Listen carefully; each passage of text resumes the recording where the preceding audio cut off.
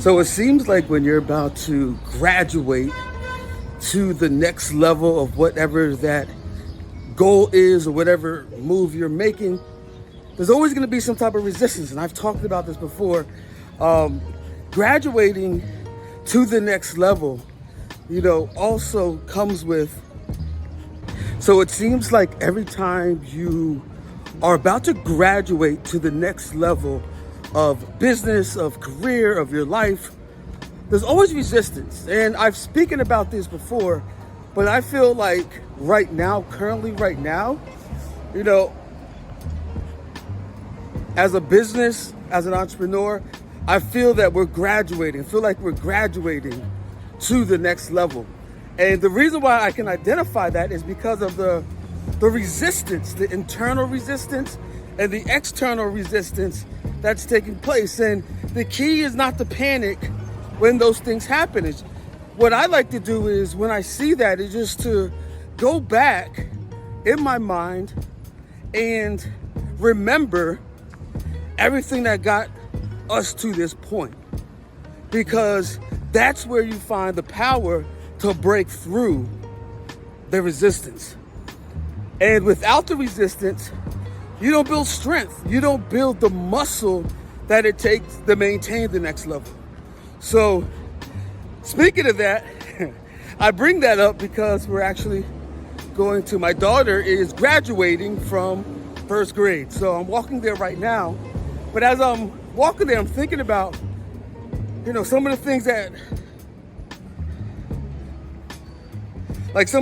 took place this morning.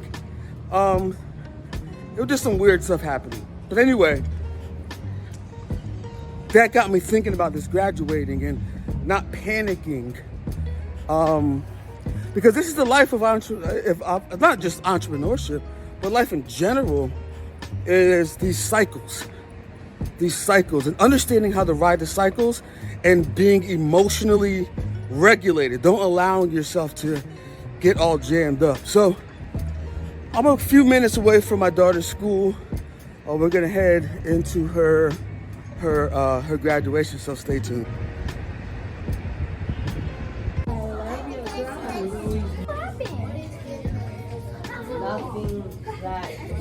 A lot of people get stuck in this graduation mode because you're shedding old identities. So sometimes from a business perspective, you have an identity that your business has, and you're shedding that identity. And sometimes people get stuck because they're not understanding the timing of the graduation. So you have to be able to move pretty seamlessly through that cycle of graduation. Can you just get a picture of that? Yeah, definitely. Sage's friends and teachers said she's active, adventurous, brave, confident, happy, hilarious, imaginative, joyful, polite, silly, and sweet.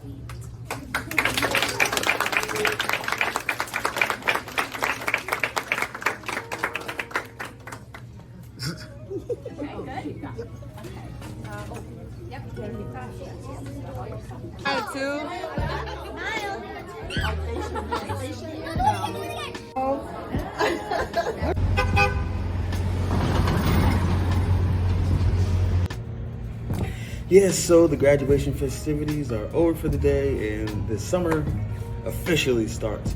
But I made it back here to the office, and right now I'm just really tedious day today. I'm in my research mode, going in, speaking to small business owners, those who may be looking to retire and sell the business. So what I'm doing now is just doing some research on, So I've talked to hundreds of business owners with the goal of building out data points, a database and then data points for how we can continue to improve our platform. Because the more we understand about the small businesses and what they're looking for and what signals that they're using to know that if they want to sell, or because we have some of these business owners who I just got off the phone with someone right now. He was trying to figure out whether or not his grandkids want the business. So he's pretty much forcing his grandkids to get interested in the business. They don't seem like they want to take the business over, but he's open to. So there's small business, especially for private equity firms that are acquiring these type of businesses, highly emotional. More than just the complexity of the income statement and the balance sheets, there's a lot of emotional complexities that go into it, because they work so hard. Some of these business owners work 10, 20 years building their company, and they have great customer relationships, they have great employee relationships, and it's something that they have to be ready to graduate on to the next level. So there's an emotional component that you really have to be sensitive to when talking to these small business owners. But what I want to do is, what I'm looking to do is distill, trying to figure out how we can measure the emotional component to the deal itself.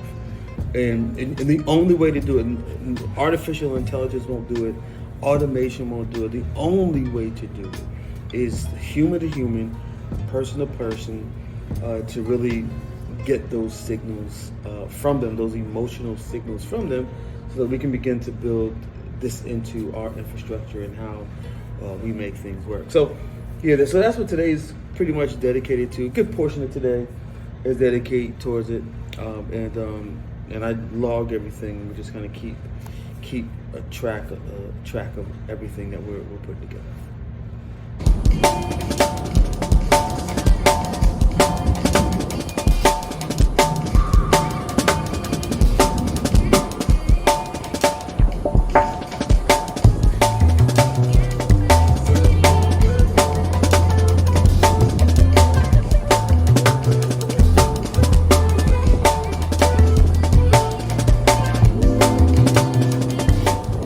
One thing that's becoming more and more apparent as I'm calling these small business owners who are looking to retire, and I've talked about this before, the silver tsunami, where the baby boomers who have built these small businesses over decades that are looking to transfer this wealth into the next generation. And one of the things that I'm seeing, and I'm going to put it on record, because it's the combination of like talking to some of my peers that that are working corporate job, knowledge workers, mid-level executives who are on the fence on what retirement looks like for them, or how are they going to make it, or knowing that they can't necessarily make a move out of their corporate job because that's all they have, that's all they know. But the more I'm seeing these opportunities open up with these small businesses, I see a lot of these mid-level executives are going to be snatching these companies. These are mid-level executives that may not have entrepreneurial experience, but they have management experience. And I can see them coming in because they'll have maxed out 401ks, they'll have access to capital, their home equity. They'll be able to pull home equity out to get one of these small businesses and upgrade them and get more out of them. So I see that, I just want to just put this on record as I'm seeing it and documenting it, so that that we can attract some of these mid-level executives on our team, and get some of that brain trust. Because what's going to happen? What's going to happen to all the knowledge of all those knowledge workers, the practical implementations and the small nuances of it? There's going to be a lot of brain trust that's going to be available for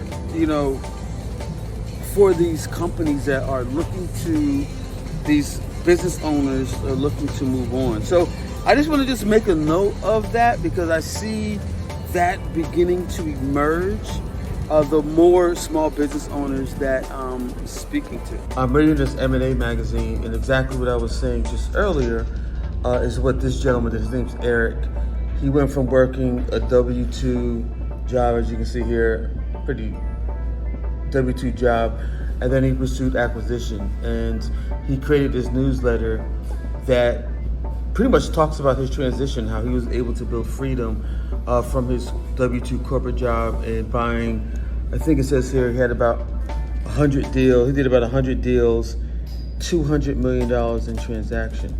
So we're talking about, like what I was just talking about, the fact that this is going to be a larger trend, and I just see it building up, and just trying to position ourselves for the influx of activity that's about to take place.